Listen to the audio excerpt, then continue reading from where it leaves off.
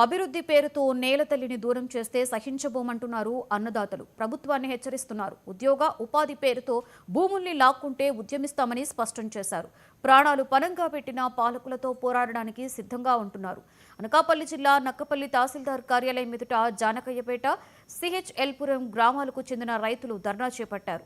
Bulk drugs పార్కుకి భూములు ఇవ్వబోమని కరాఖండిగా చెప్పేస్తున్నారు. ఏపీఐఏసీ భూసేకరణను తక్షణమే నిలిపివేయాలని నినదించారు. తరతరాలుగా భూములను నమ్ముకొని జీవనోపాధి పొందుతున్నామని, ఎట్టి పరిస్థితుల్లోనూ తమ భూములు ఇవ్వబోమని రైతులు ముక్త కంఠంతో చెబుతున్నారు.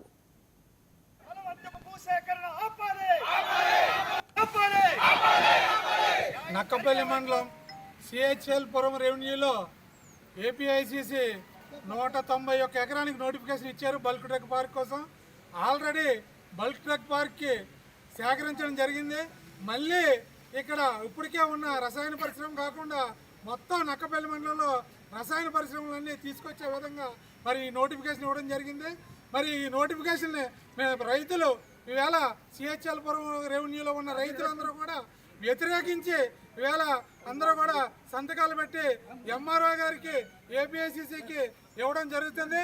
మరి ప్రభుత్వం, ఈ కూటమి ప్రభుత్వం ఈ నోటిఫికేషన్ని రద్దు చేయాలని రైతులతో పాటు వైఎస్ఆర్ కాంగ్రెస్ పార్టీ, అలాగే సిపిఎం పార్టీ నాయకులందరూ కూడా దీన్ని తీవ్రంగా వ్యతిరేకిస్తున్నాం. మరి ప్రజల తరఫున, రైతుల తరఫున పోరాడతాం. ఈ బల్క్ డ్రగ్ పార్కు ఆపే వరకు కూడా మేము పోరాడతాం.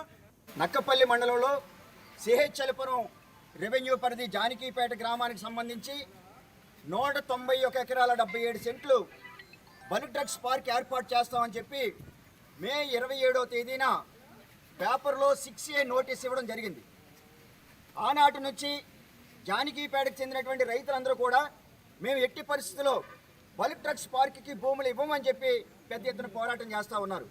ఆ గ్రామంలో స్పెషల్ డిప్యూటీ కలెక్టర్ గారు, నక్కపల్లి తహసీల్దార్ గారు గ్రామసభ నిర్వహిస్తే గ్రామసభలో పాల్గొన్నటువంటి ఆ గ్రామ రైతులు 100% కూడా మేము ఎట్టి పరిస్థితుల్లో భూములు ఇవ్వబోమని చెప్పి స్పష్టం చేశారు. అయినప్పటికీ కూడా రైతాంగానికి తెలియకుండా పేపర్ ప్రకటన ఇచ్చి ఇవాళ భూములు సేకరించాలని చెప్పేసి కూటమి ప్రభుత్వం కుట్ర పన్నుతూ ఉంది. 2013 భూసేకరణ చట్ట ప్రకారం ఎవరైతే భూములు కోల్పోతా ఉన్నారో వారందరికీ కూడా ఆఫీసులో చేస్తేనే